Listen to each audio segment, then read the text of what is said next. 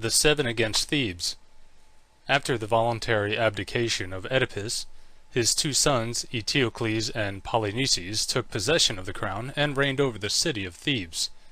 But Eteocles, being an ambitious prince, soon seized the reins of government himself, and expelled his brother from the throne. Polineikis now repaired to Argos, where he arrived in the dead of night. Outside the gates of the royal palace he encountered Tydeus, the son of Enos, king of Calydon.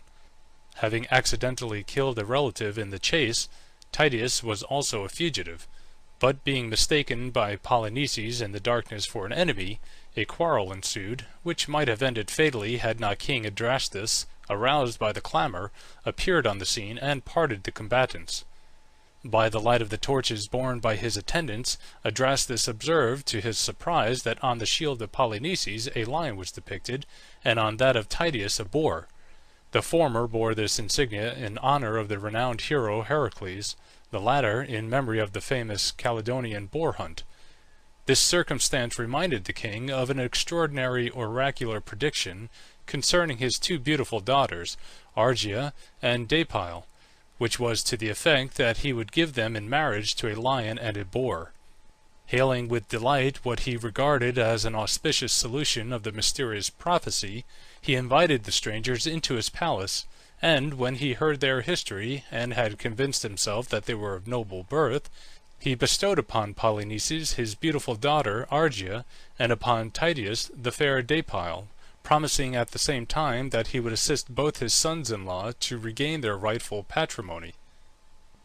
The first care of Adrastus was to aid Polineikis in regaining possession of his lawful share in the government of Thebes. He accordingly invited the most powerful chiefs in his kingdom to join in the expedition, all of whom readily obeyed the call, with the exception of the king's brother-in-law, Amphiaraus the seer. As he foresaw a disastrous termination to the enterprise, and knew that not one of the heroes, save Adrastus himself, would return alive, he earnestly dissuaded the king from carrying out his project, and declined to take any part in the undertaking.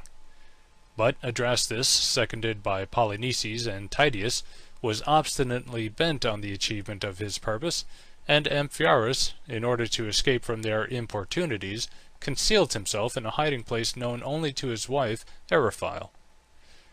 Now on the occasion of the marriage of Amphiaraus it had been agreed that if he ever differed in opinion with the king, his wife should decide the question. As the presence of Amphiaraus was indispensable to the success of the undertaking, and moreover as Adrastus would not enter upon it without the eye of the army, as he called his brother-in-law, Polineikis, bent on securing his services, determined to bribe Eriphyle to use her influence with her husband, and to decide the question in accordance with his wishes. He bethought himself of the beautiful necklace of Harmonia, wife of Cadmus, which he had brought with him in his flight from Thebes. Without loss of time he presented himself before the wife of Amphiaraus, and held up to her admiring gaze the glittering bauble, promising that if she revealed the hiding place of her husband and induced him to join the expedition, the necklace would be hers. Eriphyle, unable to withstand the tempting bait, accepted the bribe, and thus Amphiaraus was compelled to join the army. But before leaving his home he extorted a solemn promise from his son Alcmaeon that, should he perish on the field of battle, he would avenge his death on his mother, the perfidious Eriphyle. 7 leaders were now chosen, each at the head of a separate detachment of troops. These were Adrastus the king, his 2 brothers Hippomedon and Parthenopaeus, Capanus his nephew, Polineikis and Tydeus, and Amphiaraus. When the army was collected they set out for Nemea, which was at this time governed by King Ly Circus. Here the Argives, being short of water, halted on the outskirts of a forest in order to search for a spring, when they saw a majestic and beautiful woman seated on the trunk of a tree nursing an infant. They concluded from her noble and queenly appearance that she must be a goddess, but were informed by her that she was Hypsipyle, queen of the Lemnians, who had been carried away captive by pirates and sold as a slave to King Ly Circus, and that she was now acting as nurse to his infant son. When the warriors told her that they were in search of water, she laid the child down in the grass, and led them to a secret spring in the forest, with which she alone was acquainted. But on their return they found to their grief that the unfortunate babe had been killed during their absence by a serpent. They slew the reptile, and then, collecting the remains of the infant, they buried them with funeral honors and proceeded on their way. The warlike host now appeared before the walls of Thebes, and each leader placed himself before one of the 7 gates of the city in readiness for the attack. Eteocles, in conjunction with Creon, had made due preparations to repel the invaders, and had stationed troops under the command of trusty leaders to guard each of the gates.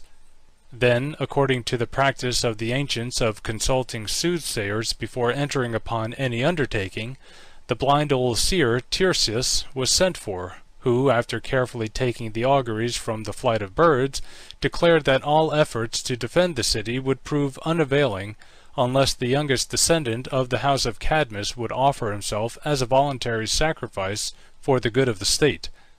When Creon heard the words of the seer, his first thought was of his favorite son, Menos, the youngest scion of the royal house, who was present at the interview. He therefore earnestly implored him to leave the city, and to repair for safety to Delphi. But the gallant youth heroically resolved to sacrifice his life for the benefit of his country, and after taking leave of his old father, mounted the city walls, and plunging a dagger into his heart, perished in the sight of the contending hosts. Adrastus now gave his troops the word of command to storm the city, and they rushed forward to the attack with great valor. The battle raged long and furiously, and after heavy losses on both sides, the Argives were routed and put to flight. After the lapse of some days they reorganized their forces, and again appeared before the gates of Thebes, when Eteocles, grieved to think that there should be such a terrible loss of life on his account, sent a herald into the opposite camp with a proposition that the fate of the campaign should be decided by single combat between himself and his brother Polinyikis. The challenge was readily accepted, and in the duel which took place outside the city walls, in the sight of the rival forces, Eteocles and Polyneikis were both fatally wounded, and expired on the field of battle. Both sides now claimed the day, and the result was that hostilities recommenced, and soon the battle raged with greater fury than ever. But victory at last declared itself for the Thebans. In their flight the Argives lost all their leaders, Adrastus excepted, who owed his safety to the fleetness of his horse Arion. By the death of the brothers, Creon became once more king of Thebes, and in order to show his abhorrence of the conduct of Polineikis in fighting against his country, he strictly forbade anyone to bury either his remains or those of his allies. But the faithful Antigone, who had returned to Thebes on the death of her father, could not endure that the body of her brother should remain unburied. She therefore bravely disregarded the orders of the king, and endeavored to give sepulture to the remains of Polineikis. When Creon discovered that his commands had been set at defiance, he inhumanly condemned the devoted maiden to be entombed alive in a subterranean vault. But retribution was at hand. His son Haemon, who was betrothed to Antigone, having contrived to effect an entrance into the vault, was horrified to find that Antigone had hanged herself by her veil. Feeling that life without her would be intolerable, he threw himself in despair on his own sword, and, after solemnly invoking the malediction of the gods on the head of his father, expired beside the dead body of his betrothed.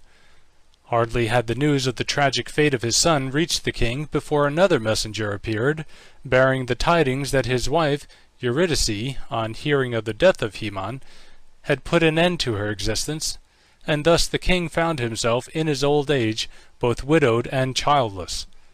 Nor did he succeed in the execution of his vindictive designs, for Adrastus, who after his flight from Thebes had taken refuge at Athens, induced Theseus to lead an army against the Thebans, to compel them to restore the dead bodies of the Argive warriors to their friends, in order that they might perform due funeral rites in honor of the slain. This undertaking was successfully accomplished, and the remains of the fallen heroes were interred with due honors.